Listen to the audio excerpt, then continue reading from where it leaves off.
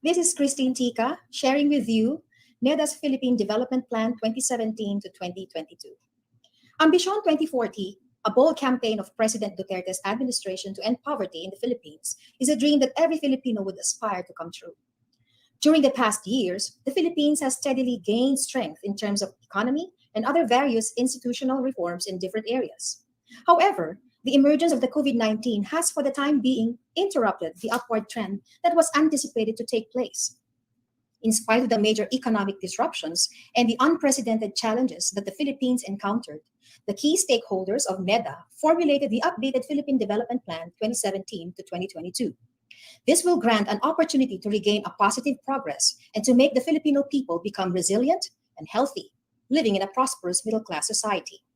This development plan was anchored in the Ambition 2040 with a unified vision of matatag, maginhawa, and panatag na buhay para sa lahat. To make the Philippines an upper middle income country and attain a high level of human development by 2022 are some of the most important goals of this plan. This will be reinforced by advancement in education, health assessment, and increased incomes. Other goals are the drive to achieve the following: a decline in unemployment and underemployment rate, a greater trust in government, and the realization of becoming resilient Filipino communities. This will reduce the Filipino people's exposure to hazards and various impact of risks like the pandemic.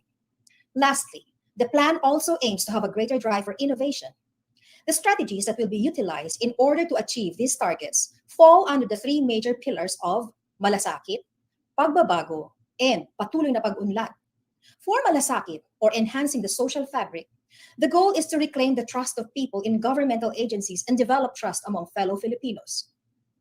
The strategies used under this pillar is by ensuring responsive, people-centered, technology-enabled, clean governance. A more efficient delivery of services with major reforms in executing assistance to the public through implementation of updated digital platforms are expected.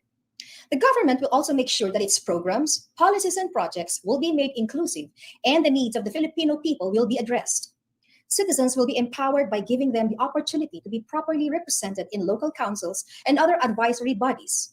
This will allow the voice of the citizens to be heard so that they too will have a chance to take part in decision making and designing public policies. The next strategy is pursuing swift, fair, and humane administration of justice. In the light of the terrible disruptions brought about by COVID-19, the use of digital platforms to secure an honest, equitable judgment will be implemented to its full capacity. It will ensure access to justice by the poor, vulnerable, and marginalized groups.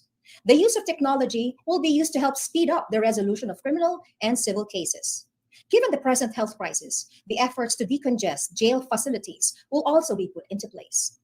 The next strategy is promote Philippine culture and awareness. Because culture and values play a vital role in human development, the updated PDP utilized the Bayanihan spirit as a tool in order for the Filipinos to recover from the pandemic.